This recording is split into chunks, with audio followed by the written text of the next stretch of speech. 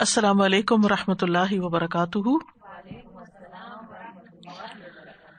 نحمده ونصلی علی رسولہ الکریم، اما بعد فاعوذ باللہ من الشیطان الرجیم، بسم اللہ الرحمن الرحیم، رب اشرح لی صدری ویسر لی امری واحلل عقدۃ من لسانی یفقہوا قولی۔ آیت نمبر 94۔ يا أيها الذين آمنوا إذا ضربتم في سبيل الله فتبينوا ولا تقولوا لمن ألقى إليكم السلام لست مؤمنا تبتغون عرض الحياة الدنيا فعند الله مغانم كثيرة كذلك كنتم من قبل فمن الله عليكم فتبينوا إن الله كان بما تعملون خبيرا۔ اے لوگو جو ایمان لائے ہو، جب تم اللہ کی راہ میں سفر کرو تو تحقیق کر لیا کرو، اور جو تمہاری طرف سلام کرے اس کو یہ نہ کہو کہ تم مومن نہیں۔ تم دنیا کی زندگی کا سامان چاہتے ہو تو اللہ کے پاس بہت سے غنائم ہیں، تم بھی پہلے اسی طرح تھے تو اللہ نے تم پر احسان کیا، پس تحقیق کر لیا کرو، بلا شبہ جو عمل بھی تم کرتے ہو اللہ اس کی خوب خبر رکھنے والا ہے۔ اس آیت کا شان نزول کچھ یوں بتایا جاتا ہے، صحیح بخاری میں آتا ہے، ابن عباس کی روایت ہے رضی اللہ عنہ، وہ کہتے ہیں کہ ایک شخص اپنی بکریاں چرا رہا تھا کہ اسے ایک مہم پر جاتے ہوئے کچھ مسلمان ملے، وہ جا کسی اور کام سے رہتے لیکن راستے میں وہ ملا، اس نے السلام علیکم کہا، لیکن مسلمانوں نے اسے بہانہ خور سمجھا اور قتل کر دیا اور اس کی بکریوں پر قبضہ کر لیا۔ اس پر اللہ سبحانہ تعالیٰ نے یہ آیت نازل فرمائی کہ جو تمہیں سلام کرے تو اس کو تم یہ نہیں کہہ سکتے کہ تم مومن نہیں، کیا تم عرض الحیات دنیا چاہتے ہو، اس کی بکریوں کی خاطر تم نے اسے قتل کر دیا۔ تو خطاب ہے ایمان والوں سے، یا ایھا الذین آمنوا اذا ضربتم فی سبیل اللہ، جب تم اللہ کے راستے میں سفر کرو، زمین میں چلو پھرو، یعنی زمین میں انسان کئی مقاصد کے لیے چلتا پھرتا ہے، مثلاً فامشوا فی مناکبہا وکلوا من رزقہ والیہ النشور، زمین کے کندھوں پہ چلو اور اس میں سے کھاؤ، یعنی اپنا رزق تلاش کرو، وکلوا من رزقہ والیہ النشور، اور آگے جانے کو نہیں بھولو کہ مرنا ہے اور مرنے کے بعد دوبارہ بھی اٹھایا جانا ہے۔ اسی طرح یہ ہے کہ سورۃ المزمل میں بھی آتا ہے، وآخرون یضربون فی الارض یبتغون من فضل اللہ وآخرون یقاتلون فی سبیل اللہ، کچھ دوسرے زمین میں سفر کریں گے اور اللہ کا فضل تلاش کریں گے، اور کچھ اور اللہ کی راہ میں لڑیں گے۔ اسی طرح ایک اور آیت میں آتا ہے، وقالوا لاخوانہم اذا ضربوا فی الارض او کانوا غزا لو کانوا عندنا ما ماتوا وما قتلوا، کہ تم ان لوگوں کی طرح نہ ہو جاؤ جنہوں نے اپنے بھائیوں سے کہا جب وہ زمین میں سفر کرتے تھے یا لڑتے تھے، کسی غزوے میں جاتے تھے کہ کاش یہ ہمارے پاس ہوتے تو نہ مارے جاتے۔ تو یہاں پر کیا ہے، اذا ضربتم فی سبیل اللہ، جب تم اللہ کے راستے میں سفر کرو، یعنی جہاد کے لیے نکلو، اللہ کے راستے میں جنگ کرنے کے لیے نکلو۔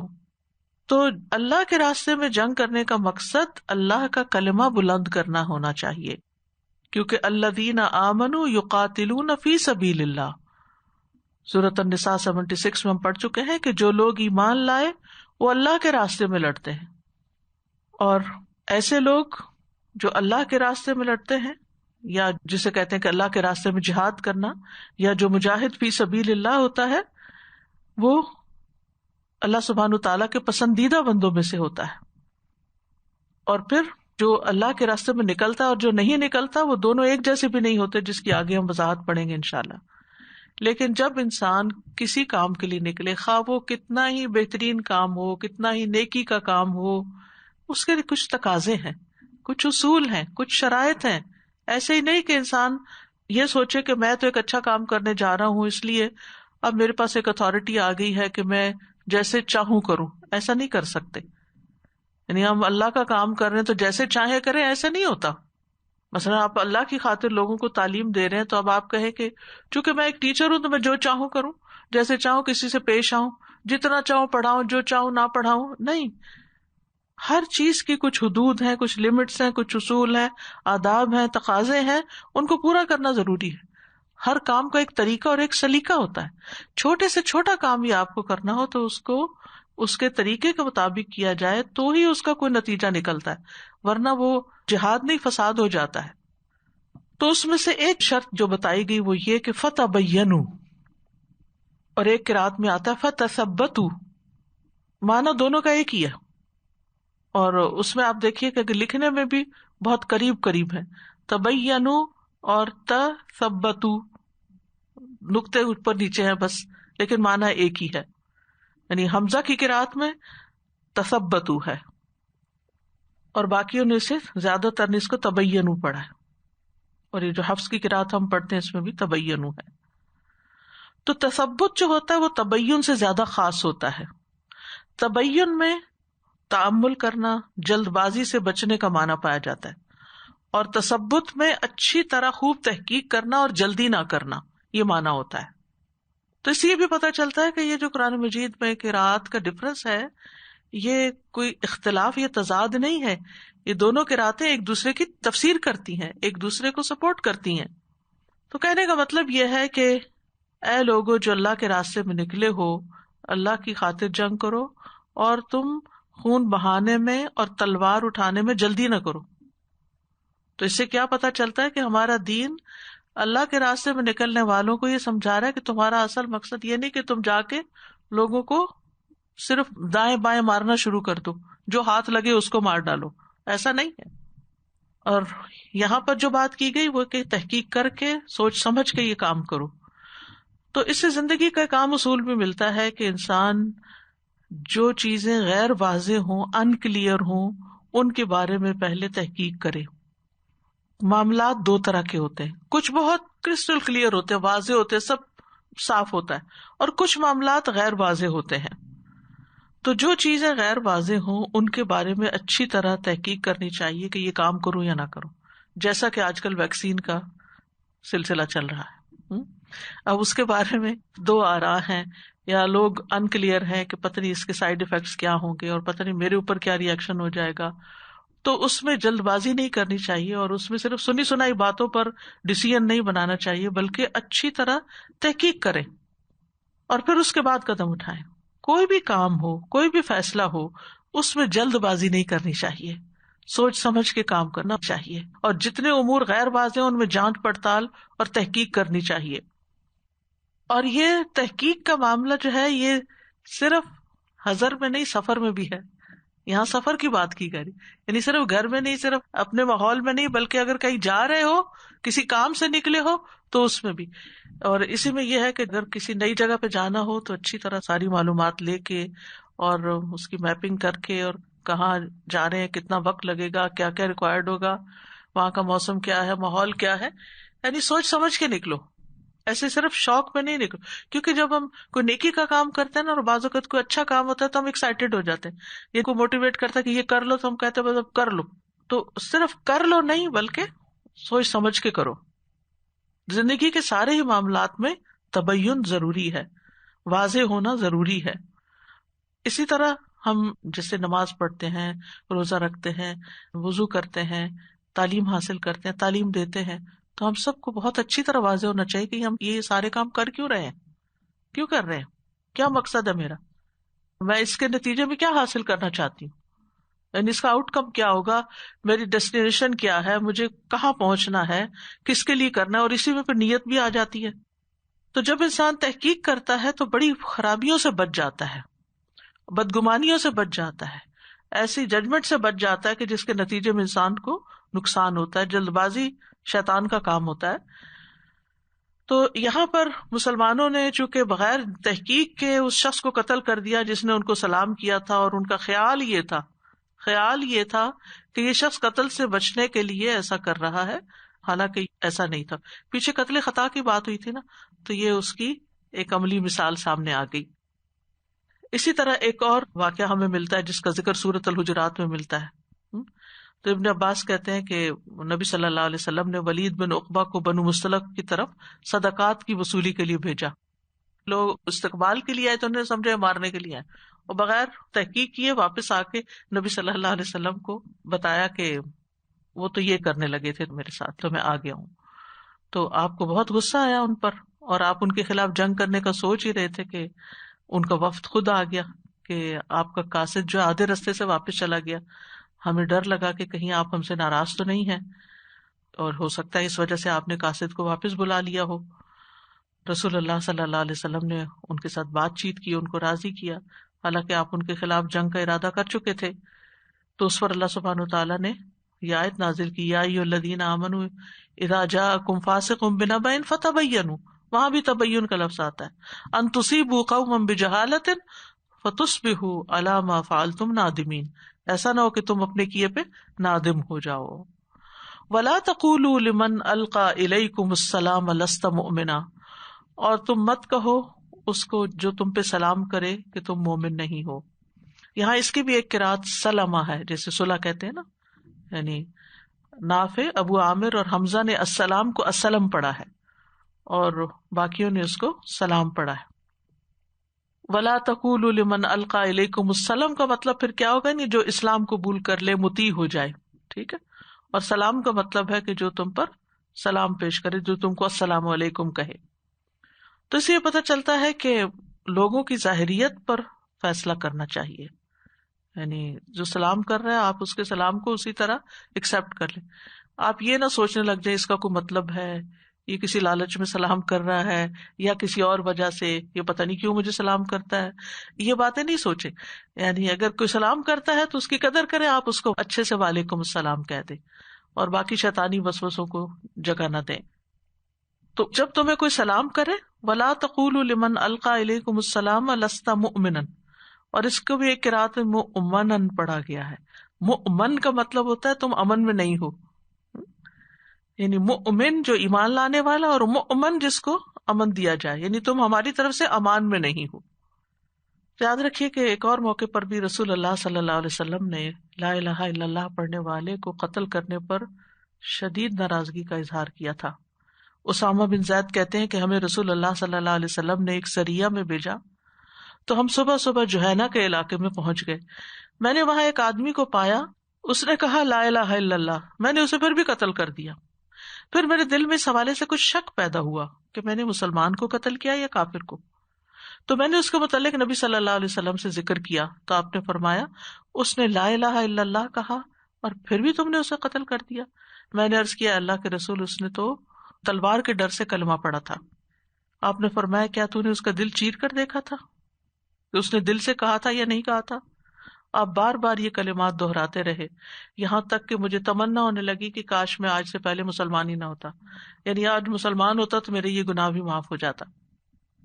اور پھر اللہ سبحانہ وتعالیٰ تو انسانوں کی نیتیں اور دل میں آنے والے خیال تک کو جانتا ہے نا، کہ بعض اوقات انسان کہتا ہے کہ چلو اس کو مارتے ہیں، ایک تو مارنے کا ثواب ہو جائے گا اور دوسرا یہ جو ڈیروں بکریاں لے کے جا رہا ہے یہ بھی مل جائیں گی، غنیمت بھی مل جائے گی. اور غنیمت کا لفظ بھی غنم سے، غنم بکریوں کو کہتے ہیں. اس زمانے میں جو زیادہ تر مال لوگوں کے پاس ہوتا تھا وہ بکریوں وغیرہ کی شکل میں ہوتا تھا. تبتغون عرض الحیات الدنیا، تم دنیا کی زندگی کا سامان چاہتے ہو. یعنی ابتغاء کہتے ہیں شدید طلب اور بے پناہ رغبت کو، شدید طلب، بہت خواہش. اور ایک حقیقت ہے کہ انسان کے اندر ڈیپ ڈاؤن مال کی محبت کسی نہ کسی شکل میں موجود ہوتی ہے. تو عرض الحیات دنیا، اس سے مراد دنیا کا تمام سامان اور دنیا کا تمام تر مال ہے. اور دنیا کے سامان کو متاع بھی کہا گیا ہے، عرض بھی کہا گیا ہے، کیونکہ عرضہ کا مطلب ہے یعنی عارضی ہے، جتنا بھی ہو انسان کے پاس عارضی ہے. فَإِنَّ اللَّهِ مَغَانِمُ كَثِيرَةٌ، تو اللہ کے پاس بہت سی غنیمتیں ہیں. تو اس سے یہ پتہ چلتا ہے کہ دنیا کا ساز و سامان بھی اللہ سے ہی مانگنا چاہیے. یعنی جب کسی چیز کی طلب ہو، ضرورت ہو، خواہش پیدا ہو جائے، مثلا آپ کو خواہش ہے کہ آپ کو گھر ملے ایک، اللہ سے مانگے، اللہ کے خزانے وسیع ہیں، وہ دے گا. آپ کو خواہش ہے اولاد کی، آپ کو خواہش ہے کسی بھی چیز کی، تو سب اللہ کے پاس ہے. الا الی اللہ تصیر الامور، ساری چیزیں پیش بھی اس کے سامنے ہوتی ہیں. لہو ملک السماوات والارض، للہ ملک السماوات والارض. کتنی دفعہ اللہ سبحانہ وتعالیٰ اپنی ملکیت کا ذکر قرآن مجید میں کرتے ہیں کہ ہر چیز اس کے کنٹرول میں، ہر چیز کا مالک وہ ہے. تو دنیا میں بھی کوئی چیز چاہیے تو اللہ ہی سے مانگے. لیکن یہاں پر پھر مزید صفائی کی گئی کہ اللہ کے راستے میں نکلے ہو نا تو نیت میں ذرا سا بھی ابتغاء ارد دنیا نہیں ہونی چاہیے، یعنی دنیا کے سامان کی طلب نہیں ہونی چاہیے.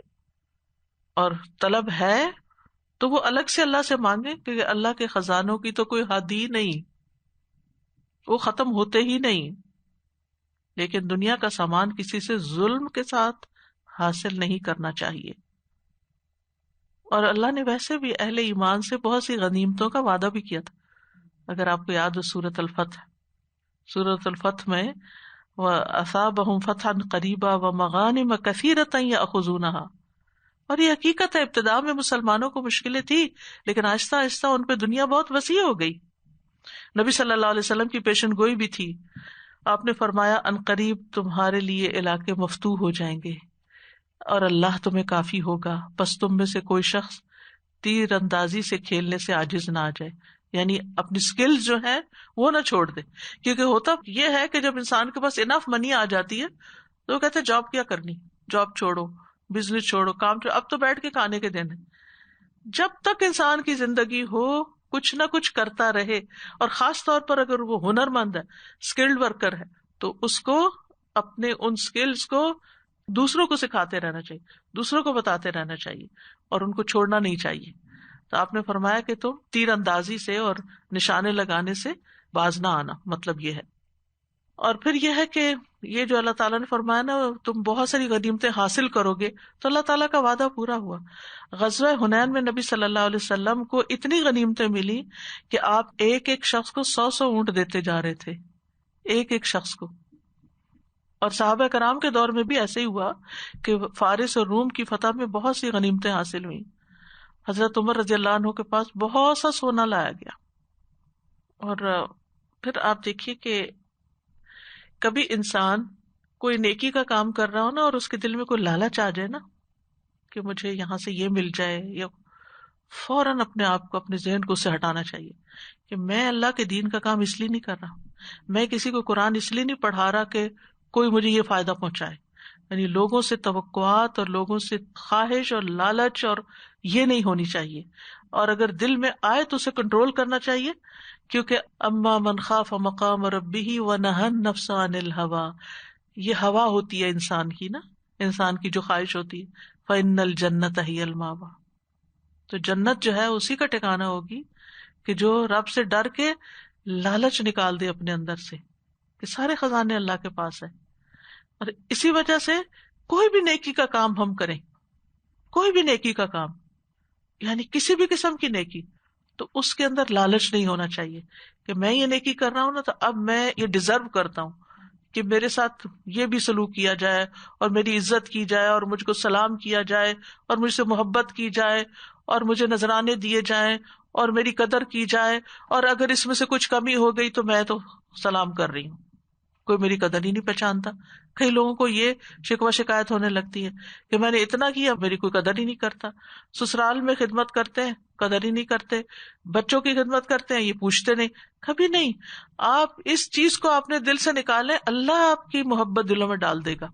جو کام آپ اللہ کے لیے کریں گے وہ پھر اللہ کی طرف سے آپ کے لیے آسانیاں آئیں گی، وہ ریٹرن وہاں سے آئے گا، اور جو اس سے بہتر ہوگا جو آپ لوگوں سے لالچ رکھ کے یا لوگوں کے پیچھے پڑ کے آپ کریں گے.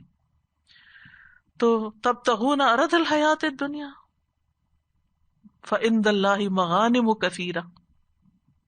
پھر فرمایا کذالک کنتم من قبل فمن اللہ علیکم، پہلے تم بھی اسی طرح تو تھے تو اللہ نے تم پہ احسان کر دیا.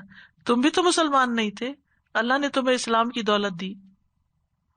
یعنی پہلے تم کافر تھے، اللہ نے تمہیں مسلمان کر دیا، یا یہ کہ پہلے تم بھی کمزور تھے تو اللہ نے تمہیں عزت عطا کی. اور قرآن مجید میں آتا ہے نا کہ وَاذْكُرُوا نِعْمَتَ اللَّهِ عَلَيْكُمْ إِذْ كُنْتُمْ أَعْدَاءً فَأَلَّفَ بَيْنَ قُلُوبِكُمْ فَأَصْبَحْتُمْ بِنِعْمَتِهِ إِخْوَانًا وَكُنْتُمْ عَلَى شَفَا حُفْرَةٍ مِّنَ النَّارِ فَأَنْقَذَكُم مِّنْهَا كَذَلِكَ يُبَيِّنُ اللَّهُ لَكُمْ آيَاتِهِ لَعَلَّكُمْ تَهْتَدُونَ.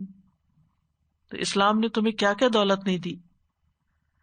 سورۃ الانفال میں آتا ہے وَاذْكُرُوا إِذْ أَنْتُمْ قَلِيلٌ مُسْتَضْعَفُونَ فِي الْأَرْضِ تخافون ان يتخطفكم الناس فآواكم وأيدكم بنصره.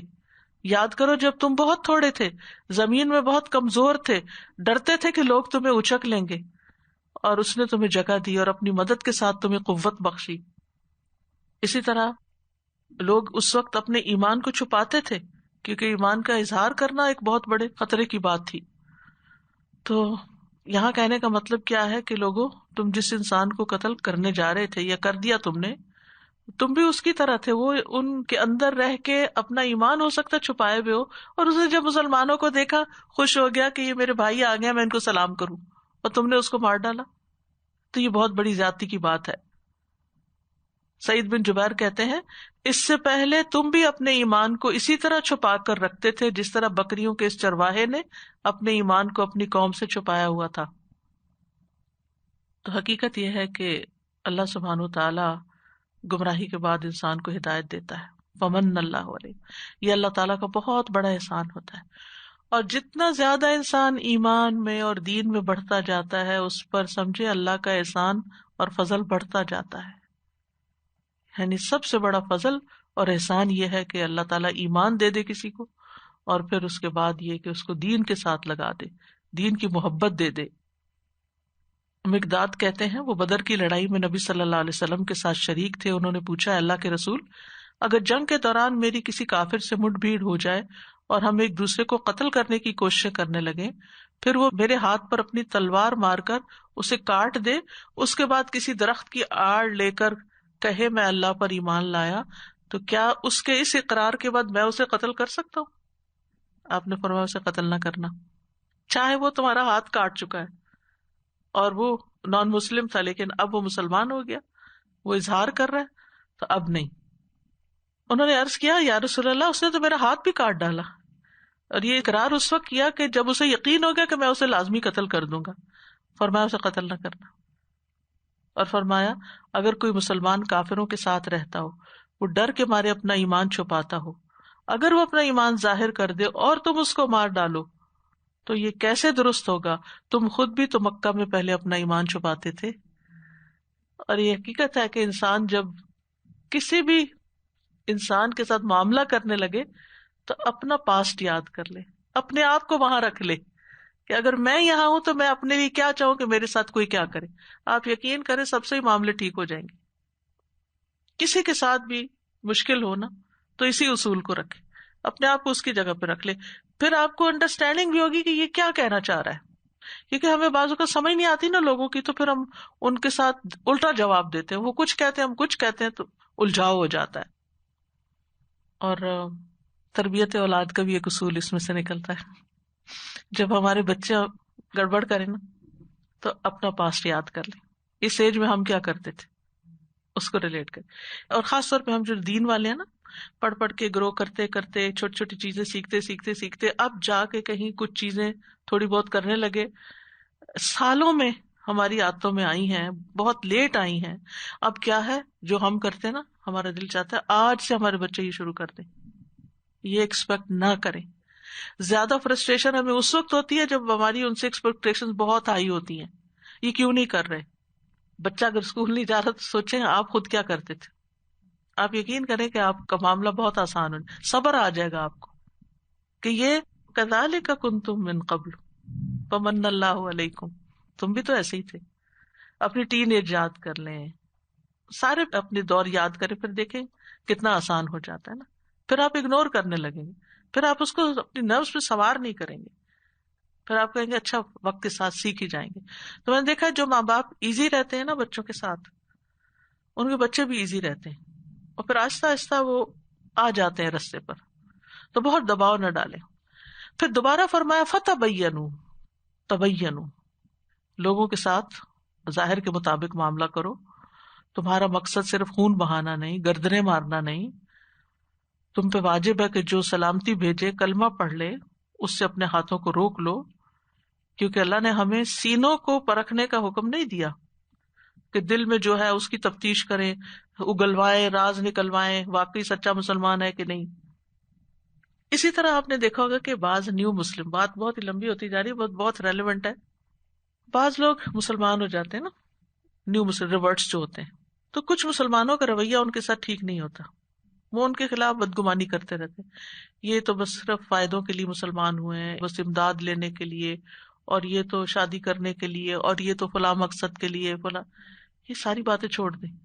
ہمیں نہیں پتا کہ کون کس وجہ سے، اگر وہ واقعی کسی دنیاوی فائدے کے لیے مسلمان ہوئے تو ان کا معاملہ ان کے رب کے ساتھ، اگر وہ ہماری کسی طرح سے مدد چاہتے ہیں، چاہے تعلیم میں چاہتے ہیں یا کھانے پینے میں چاہتے ہیں یا کسی اور طرح سے چاہتے ہیں، تو ہم پر فرض ہے کہ ہم مدد کریں، ہم اس چیز کے پیچھے نہ پڑیں کہ یہ سچے مسلمان ہوئے ہیں کہ نہیں ہوئے۔ پھر اس کے بعد فرمایا ان اللہ کان بما تعملون خبیرا، بے شک اللہ جو بھی تم عمل کرتے ہو اس کی خوب خبر رکھتا ہے۔ یہ کیوں فرمایا آخر میں کہ ابھی اس تعلیم اور اس ہدایت کے بعد بھی اگر تم نے کچھ کیا تو اللہ کو تو سب پتا ہے کہ تم کوئی کام کس نیت سے کر رہے ہو، کس ارادے سے کر رہے ہو، حکم پہ پورا عمل کر رہے ہو یا نہیں، تبین کر رہے ہو یا نہیں۔ تو اللہ تعالیٰ کے احکامات کی مخالفت کرنے سے ڈرنا چاہیے ہم کو، کیونکہ اللہ تعالیٰ کو ہر چیز کی خبر ہے، اور وہ ظاہر کو بھی جانتا ہے اور ہمارے باطن کو بھی جانتا ہے۔ یاد رکھیے سورۃ النساء میں سب سے زیادہ اللہ تعالیٰ کے نام اور صفات بیان ہوئے ہیں پورے قرآن کی نسبت، تمام صورتوں کی نسبت، احکام ہے اس میں، اور احکام کی امپلیمنٹیشن ہو نہیں سکتی جب تک کہ انسان کے دل میں اللہ کا ڈر نہ ہو اور اللہ تعالیٰ کی معرفت نہ ہو کہ کون ہے وہ جس کا حکم میں نے ماننا ہے۔ یہ میرا معاملہ کسی انسان کے ساتھ نہیں ہے، اللہ سبحانہ تعالیٰ کے ساتھ ہے۔ تو ان اللہ کان بما تعملون خبیرا، تو وہ ظاہری اعمال کو بھی جانتا ہے اور ہمارے اعمال القلوب کو بھی جانتا ہے، دل کے حال بھی جانتا ہے، لہٰذا وہ اس کے مطابق ہی تمہارے ساتھ معاملہ کرے گا اور بدلہ ویسا ہی دے گا۔